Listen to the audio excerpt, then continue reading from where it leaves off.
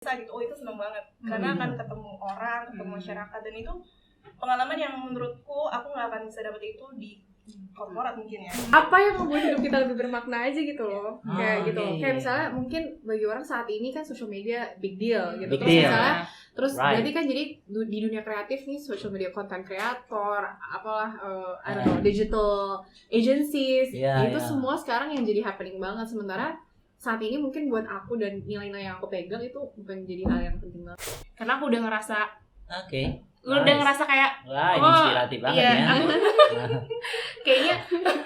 kayaknya jangan aku emosional gitu di NGO ya, kayaknya NGO banget nih jiwaku gitu.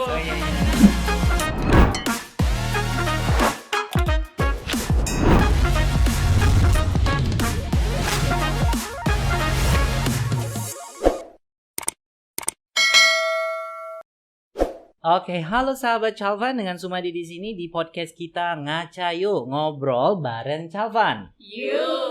Oke, baik, terima kasih buat yang lagi nonton hari ini. Jangan lupa untuk klik tanda lonceng notifikasinya dan jangan lupa juga untuk subscribe, kasih like kalau kamu suka sama video ini dan juga share ke teman-teman kamu, semoga menginspirasi yang lain. Hari ini kita akan ngobrol sesuatu yang menarik tentunya ya. Apa itu work life in an NGO world? Ya, kenapa kita ngobrolin ini? Karena nggak banyak orang ngobrolin soal ini, dan kenapa kita kepingin ngobrol sama anak-anak muda tentang NGO. Nah, apakah anak-anak muda hari ini tertarik kerja di sebuah NGO? Dan hari ini kita akan ngobrol sama teman-teman kita yang milenial yang luar biasa di sebelah kanan saya ini nanti, untuk tahu gimana rasanya sih buat anak muda kerja di sebuah NGO. Apa itu NGO? Non-Government Organization. So, ada siapa aja hari ini? Saya sudah kehadiran 3 orang luar biasa young people yang hadir sama kita buat ngobrol dan cerita pengalaman, keluh kesah, cerita-cerita menarik mereka tentang kerja di sebuah NGO. Ada Kanza, Hai. ada Abigail, dan ada Anissa. Oke, welcome ladies. Thank you so much hari ini sudah kumpul dan datang di podcast kita hari ini. Gue senang banget deh ketemu sama kalian. Tapi sebelum kita ngobrol, aku mau kenalan dulu deh. Mungkin ke Abigail dulu. Kenalan dulu dong, Abigail, siapa nih? Iya, halo, nama aku Abigail. Apa lagi? Udah lama di sini? Udah lama kerja di NGO? Lumayan. Ada Abigail, lalu ada Nisa. Halo semuanya. Aku udah lama juga sih, mungkin 3 tahunan. 3 tahunan di NGO ya. Oke. Selanjutnya? Hai, aku Kanza. Aku udah sekitar 2 tahun di sini di NGO. Wow, 2 tahun itu bukan waktu yang dikit ya sebenarnya teman-teman, dan menarik ya buat kita untuk bisa ngebahas sebenarnya apa sih yang kalian rasain, apa sih yang membuat kalian pada waktu itu ya, di masa itu menentukan untuk masuk dan bekerja di sebuah NGO. Jangan tegang dong, ceria semua. Oke. So, boleh nggak aku mulai dengan ceritain awalnya gimana kalian memutusin kerja di sebuah NGO? Mungkin dari Kanza dulu deh. Aku mau dengar. Sebenarnya aku awalnya emang nggak tahu NGO itu apa. Terus aku tahu dari beberapa teman aku yang kerja di NGO. Salah satunya Abigail. Oke. Sahabat nih ya kan. Jadi ceritanya ketularan atau terinspirasi atau gimana? Lebih ke ketularan kayaknya ya. Oke.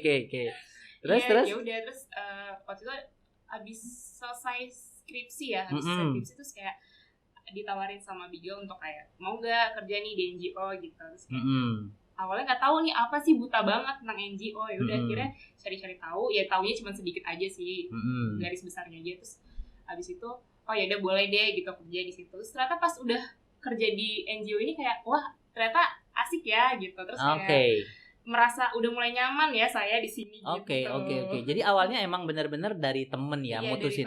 Bukan yang kayak kamu emang searching cari-cari pekerjaan dan akhirnya mendarat di sebuah NGO atau di sebuah organisasi. Ya, emang beberapa temanku ada juga yang di NGO dan kayaknya asik sih ya kerja di NGO. Aku mikirnya gitu sih awalnya. Oke, kita mau denger yang senior nih kakaknya. Jadi kalau tentang NGO tuh karena ngambil HI pas kuliah.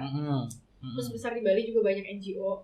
Terus beberapa kali ikut aktif di situ juga. Cuman nggak tahu sebenarnya seperti apa NGO tuh spesifiknya gitu. Cuman tahu bantu orang gitu kan. Terus kuliah belajar tentang perannya NGO di ke HI kan gitu, ke hubungan internasional. Sebenarnya yang paling penting sih bukan NGO-nya aja tapi fokus ke anaknya itu sih yang menarik. Karena pas belajar kayak ternyata tuh bagaimana anak dibesarkan tuh ngaruh banget ya sama hidupnya dia gitu. Ternyata tuh menarik banget gitu. Terus dari Abigail juga dapat info.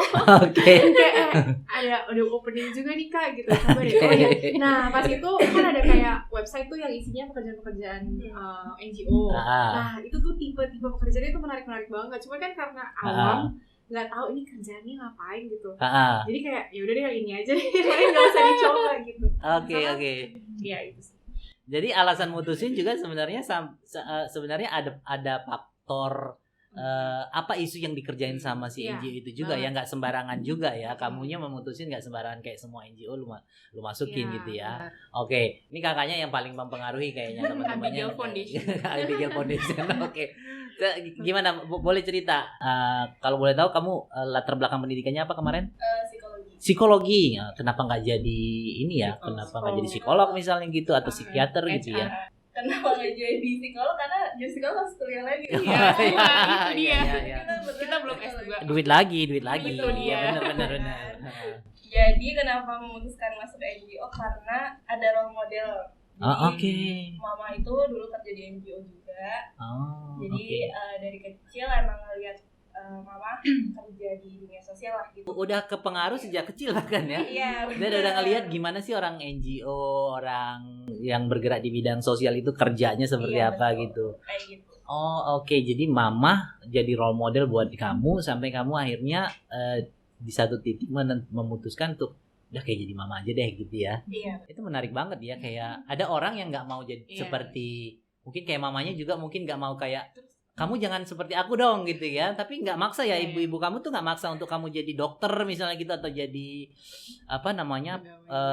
pegawai bank misalnya gitu atau pegawai negeri misalnya gitu, enggak ya? Maksa enggak, cuma ya ada lah ada mengarahkan usaha kayak soalnya dari aku kuliah, kalau libur kuliah pasti disuruh ayo magang dan magangnya di NGO lokal. Jadi kayak 3 minggu sebulan tuh kuliah pasti kepake magang. Jadi dari kuliah juga kamu udah emang sangat engage ya, luar biasa ya. Terus gue penasaran sebenarnya ya, kalau kayak awalnya kan kalian pastilah kalau waktu milih pekerjaan gitu, memutuskan untuk bekerja misalnya kayak gitu kan, pasti kan punya harapan ya. Harapannya tuh kayak kerjanya harusnya kayak gini gitu ya, lingkungannya seperti ini, kantornya bagus gitu ya misalnya, terus kehidupan sosial di pekerjaannya seperti apa gitu kan. Nah, kalau yang kalian temui akhirnya seperti apa? Sesuai dengan kenyataan yang kalian harapkan atau enggak? Sebelumnya nggak pernah kerja kan sebelum di NGO ini. Ini pertama kali di sini gitu. Terus nggak punya ekspektasi apa tadinya pas masuk, kayak ya udah maksudnya kerja aja gitu. Ternyata pas masuk di sini kayak gini ya NGO ternyata, terus kayak sangat berhubungan banget sama kayak masyarakat, lingkungan, sosial lah pokoknya gitu. Terus ngerasa jadi kayak punya empati yang lebih aja kalau kerja di NGO gitu. Terus kayak udah ngerasa ya nyaman lah di sini. Jadi walaupun apa yang lu temuin sebenarnya sesuatu yang event baru, tetapi sesuatu yang juga nggak ngecewain juga ya buat kamu ya gitu. Bener. Ya kalau boleh gua bilang kayak gitu ya. Kalau Nisa gimana? Kalau aku karena pernah bekerja sebelumnya kan? Aku pernah bekerja di startup yang pada waktu itu lagi kayak wow banget gitu. Terus heboh banget, jadi fast paced banget, terus kayak pressure-nya tuh kerasa banget. Semua orang super yang kayak super bright, terus kayak kadang ngerasa kayak bego sendiri gitu. Itu aku doang sih, mungkin mentalnya kayak pada saat itu belum siap aja kali pada saat itu. Terus pas akhirnya masuk ke Chalvan yang sebenarnya tuh vibe-nya tuh santai banget ya dari awal, tapi semua orang tuh kerja keras banget. Tapi kita kalau ketemu ngobrol santai gitu, padahal semua orang tuh sebenarnya banyak yang tanggung jawabnya banyak, semuanya tuh gigih gitu. Padahal tapi santai gitu. Ekspektasinya pas awal tuh kayak lebih banyak di lapangan aku kira. Gitu. Iya, aku kira bakal lebih banyak bersentuhan dengan masyarakat. Tapi kalau boleh jujur, kita 80% di kantor. Ya. Bener banget. Dan lumayan ya, adalah perasaan monotonnya gitu-gitu, kayak bosannya. Cuman pas kita dapet ke lapangannya itu tuh sangat ngasih asupan banget reminder kita tuh kerja sehari-hari buat apa gitu. Karena kadang suka lupa bersentuhan langsung sama masyarakatnya sih. Tapi sebenarnya yang kamu kerjain di kantor juga sebenarnya untuk contribute dan what happened in the field gitu ya. Karena jauh banget kan dari kayak apa yang kita lakuin di sini, hasilnya tuh nggak nyata depan mata. Jadi pas kita ke lapangan, kita lihat impact-nya secara langsung tuh baru kayak reminder. Jadi kalau sehari-hari kita ngingetin diri sendiri, oh ini mempengaruhi anak, oh ini mempengaruhi keluarga gitu. Nice banget ya dengar kayak gitu. Maksudnya kayak itu benar-benar harus jadi we keep it that in mind gitu ya. Kalau sebenarnya kerja kita itu sebenarnya nggak sederhana gitu kan ya. Bi, boleh cerita nggak kenyataan yang kamu Kalau sebenarnya mirip kayak Anissa karena ngelihat tadi aku ya role model mama tuh suka travel gitu kan. Suka ditinggal-tinggal dulu ya. Suka ditinggal-tinggal. Tapi kalau pulang kan bawa oleh-oleh. Sekarang gantian kita bawa oleh-oleh. Iya, gue juga sering dapat oleh-olehnya. Itu benar. Jadi karena udah ngelihat mama suka travel, aku suka tuh kayak mau kayak mama jalan-jalan nih kerja ya kan. Terus dapat lagi di sini. Iya. Dapat lagi di Calvan. Terus ya benar kata Anis, aku pikir akan sesering itu ya ke lapangan ketemu anak-anak karena aku suka berinteraksi langsung dengan anak-anak. Tapi ternyata memang ada pekerjaan yang harus kita lakukan di kantor gitu. Tapi itu benar sih. Ketika lagi pusing di kantor kayak aku akan ke lapangan dan ketemu anak-anak dan emang ini akan jadi booster nanti. Asupan. Nice. Itu kisah-kisah, maksudnya bukan kisah ya, tapi sebenarnya pengharapan dan kenyataan yang ya di banyak pekerjaan begitu ya. Kadang-kadang waktu kita kayak memilih sebuah pekerjaan, harapannya seperti apa dan kenyataan seperti apa. Tapi in that way kita kan sebenarnya tinggal mencari gimana sih kita untuk bisa adapt sama situasi itu dan kita bisa ngambil sesuatu yang bisa jadi kayak kamu bilang tadi bukan imun apa sih booster buat kita untuk jadi lebih vaksin booster ya betul ya. Oke. Jadi kalau aku dengar cerita tadi ya, menarik banget ya cerita tadi. Boleh nggak cerita misalnya pengalaman menarik atau pengalaman yang menyenangkan yang pernah kalian rasakan either itu di lapangan atau di kantor misalnya gitu yang paling menarik, paling unforgettable. Aku kali ya. Abi boleh cerita mungkin yang pengalaman apa sih yang paling exciting buat kamu? Iya, jadi yang paling exciting pasti ketika dapat jadwal ke lapangan. Itu paling ditunggu-tunggu karena ya minimal 3 bulan sekali ya. Pasti ada jadwal ke lapangan, itu paling ditunggu-tunggu. Dan paling ditunggu-tunggu kalau perginya ke desanya, bukan di kantor aja. Jadi lu pada dapet ini ya, pada dapet tanggung jawab. Area-area kerja. Paling exciting kalau dapat jadwal ke ada nih nanti sehari ya ke desa gitu. Itu seneng banget karena akan ketemu orang, ketemu masyarakat, dan itu pengalaman yang menurutku aku nggak akan bisa dapet itu di korporat mungkin ya karena pengalamannya memang di NGO gitu, dan itu sangat menyenangkan sih ketemu orang lain, melihat kehidupan di masyarakat tuh seperti apa, itu jadi bikin lebih bersyukur. Karena lu lihat kenyataan yang lain gitu ya. Betul. Mungkin kehidupan yang lain dan lu bisa belajar. Nisa, something you can tell me about your interesting experience? Sebenarnya nggak beda jauh sama Abigail sih. Jadi paling banyak yang menarik itu ketika di lapangan karena kita dikasih tunjuk hal-hal yang kita nggak experience sehari-hari gitu. Dan sebenarnya kadang jadi kayak kita jauh banget ya dari realita mereka yang mereka harus ngehadapin hal susah seperti ini setiap hari gitu, gaya hidupnya, standard of livingnya kayak gitu-gitu. Itu lumayan eye opening, dan yang paling ngaruh di aku ya, apalagi yang beberapa kali terakhir ini ke lapangan tuh kayak ngasih perspektif yang berbeda gitu loh buat kita. Jadi kayak oh selama ini aku ngeliat perspektif tuh sebagai anak Jakarta Selatan gitu ya. Jaksel banget ya gitu ya. Terus kayak yang ngomongnya 2 bahasa gitu ya. Exactly. Like literally. Jadi ada video-video dan foto-foto kalian waktu di lapangan gitu. Ya bisa lihat sama-sama ya. Ini ini di mana nih? Coba di stop dulu nih. Ini ada di mana nih waktu ini? Ini kayaknya Abi ya? Abi. Iya, video. Abi ada di mana, Abi? Ini di Sumba. Oh, ini di Sumba. Ya, Oke. Ini pas ke lapangan juga. Ya karena daerah sana kan memang bagus alamnya. Iya. Jadi kalau ke lapangan biasanya melipir tuh antar mobil berhenti foto dulu. Iya. Tetep ya. Iya, tetap harus ngasih makan media sosial ya. Tapi ini bonus aja lah sebenarnya ya, bonus pada bonus. saat perjalanan karena ada di tempat yang memang jauh dari rumah gitu kan. Tapi kesempatan kamu juga sebenarnya punya kesempatan ketemu banyak orang. Mungkin ada yang lain kita bisa lihat. Ini waktu ketemu sama anak-anak. Ini anak-anak yang kita dampingin di Flores. Di Flores. Oke. Nah, ini masyarakatnya. Oke, ini sedang kegiatan apa tuh kalau nggak?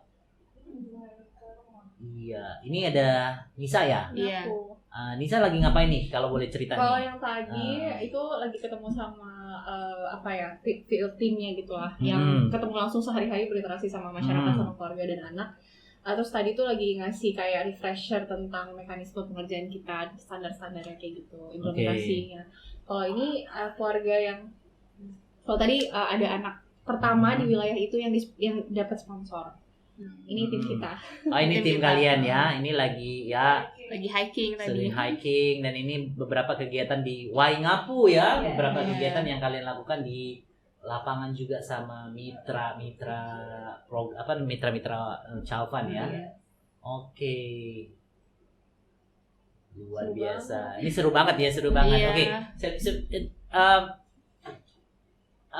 Kegiatan-kegiatan kayak gini kan sebenarnya kadang-kadang kan bukan kayak yang jadi interestnya anak muda ya gitu ya, karena kan kalau kita lihat sekarang anak muda itu sukanya yang di industri kreatif gitu ya, yang digital dan lain-lain. Ini kan lebih kayak gimana kamu jadi sosok yang mensupport masyarakat gitu. Tapi gimana sih rasanya menurut kamu bisa menjadi bagian itu gitu?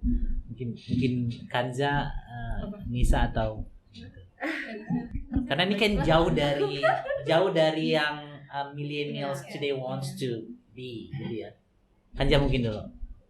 Ya selain kita punya rasa empati gitu, terus kita juga bisa mengenal mengenal lah gimana sih masyarakat sebenarnya di Indonesia ini kayak banyak loh ternyata yang kehidupannya tuh nggak seperti kita.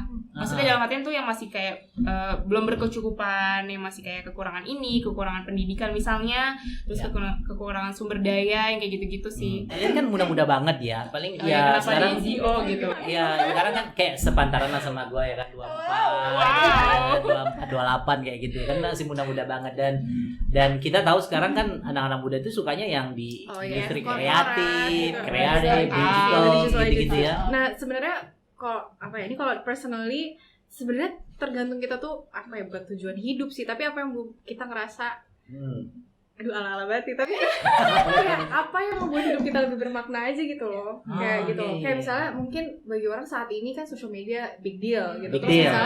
Terus berarti kan jadi di dunia kreatif nih, social media content creator, digital agencies, itu semua sekarang yang jadi happening banget. Sementara saat ini mungkin buat aku dan nilai-nilai yang aku pegang itu bukan jadi hal yang penting banget. Walaupun perlu, tapi bukan hal yang paling inti gitu. Kayaknya kalau personally lebih kebetulan orangnya perasa ya. Perasa banget. Jadi perasaan gitu ya. Perasaan banget gitu. Jadi kalau bisa sih apa yang bisa kita pengen ngasih manfaat aja hidup di dunia ini tuh ada manfaat buat orang lain aja. Oke, back to the value ya sebenarnya. Masing-masing orang punya value tersendiri dan thank God gitu kayak kamu bisa ngelihat value itu ya. Iya. Sama nih. Sama. Aku mau ganti pertanyaan. kita kepingin tahu sebenarnya ke lu gitu ya. Tapi lu tadi kan sebenarnya udah bilang kalau itu role modelnya dari keluarga gitu. Tapi saat lu memilih kerja di sebuah NGO misalnya, tanggapan keluarga seperti apa? Mungkin yang bukan langsung ke ibu ke ibu ya gitu ya. tapi ke keluarga yang lain. Kenapa sih lu kerja di NGO gitu yang nggak jelas apa sih gitu? Mungkin ya, mungkin. Kalau sebenarnya kalau keluarga mungkin nggak lingkaran pertama, maksudnya bukan keluarga inti ya, even keluarga besar pun sebenarnya mendukung, karena ya itu udah ngelihat mamaku kerja di situ dan mereka semua support itu. Jadi nggak ada, kalau dari keluarga nggak, tapi mungkin ya ada lah beberapa orang kali ya, temen jauh mungkin atau keluarga yang lebih jauh lagi yang kayak nanya ngapain sih gitu ya. Gitu. Gak mau nyoba karena mau nyoba PNS. Itu pertanyaan. Pertanyaan kenapa nggak PNS? Bener banget biasanya. Karena gue pernah tuh ditanyain, Mas Fadi kerjanya di mana? Di NGO di apa sih Mas? Gitu. Di gitu ya. Itu kerja apa sih Mas? Gue juga kadang-kadang bingung jelasinnya kerja di itu ngapain gitu ya. LSM sih. LSM. Tapi pas udah dijelasin tetap aja kayak enggak ngerti apaan sih gitu. Bingung juga jadinya. Iya. Kayak harus terjun langsung. Not as simple as kayak lu jadi dokter, lu jadi pengacara gitu kan gitu. Terus boleh satu mungkin yang pernah kerja di tempat yang lain, Miss, lu bisa jelasin ke gua, lu ngerasa ada perbedaan nggak sih kerja di pengalaman kerja di bukan NGO dengan NGO, jadi kayak yang corporate ke non-profit organizations misalnya. Beda banget. Total. Nah ini juga salah satu alasan kenapa aku nggak bisa lama sih di korporat atau di startup sih waktu itu ya. Soalnya ya yang dicari itu gimana kita naikin traffic maksudnya interaksi pembelian gitu, transaksinya tuh dinaikin, transactionsnya, like terus really profit oriented. So it's very profit based gitu kan. Terus itu sih yang pertama. Yang kedua fast pace. Terus strukturnya itu nggak very tidak kaku. Jadi kapanpun tuh bisa berubah gitu, karena startup kan gitu. Terus jadi kayak kadang tuh ngerasa nggak ada yang pasti gitu. Terus bisa tuh ya, nggak pasti. Nggak bisa, harus diberikan kepastian kan. Terus yang ketiga, maaf ya saya belum bisa kasih. Gak apa-apa Mas, kalau nggak perlu. Gitu. Terus yang terakhir itu tadi udah pikiran lagi lupa. Apa ya? Tadi tuh kayak kalau di startup itu ini persentuhan antara manusianya tuh nggak kerasa. Orang tuh kayak sering apatis banget ke satu sama lain. Like robot working in a Iya, jadi kayak orang tuh nggak peduli lewat tuh nggak nyapa. Kalau di sini aku mungkin nggak deket sama siapa, tapi tetap nyapa. Nggak sama semua kita pasti nyapa, karena kita kan lebih kecil, terus lebih intim lah. Ya, jadi vibe-nya lebih kekeluargaan, tapi ya nggak terlalu yang lebay juga gitu, secukupnya aja. Cuman jadinya ke kantor tuh lebay juga nggak apa-apa sih. lebay kadang juga sih. Tapi thank you udah selalu nyapa gua ya. Mas Fadi, aku juga loh. Oh iya, selalu nyapa Mas Fadi. Dan selalu tanya gue udah makan apa belum gitu ya. Terus kok nggak pulang Mas Fadi? Kok nggak pulang Mas Fadi? Jadi ada yang merhatiin ya. Iya, ada yang merhatiin. Itu seneng banget sebenarnya. Jadi kerja di dunia yang memang like really human. Human based. Human based work itu like the feeling of humans is there gitu ya. It's really nice. Mungkin satu pertanyaan terakhir ya sebelum kita menutup percakapan kita di podcast ini. Udahan.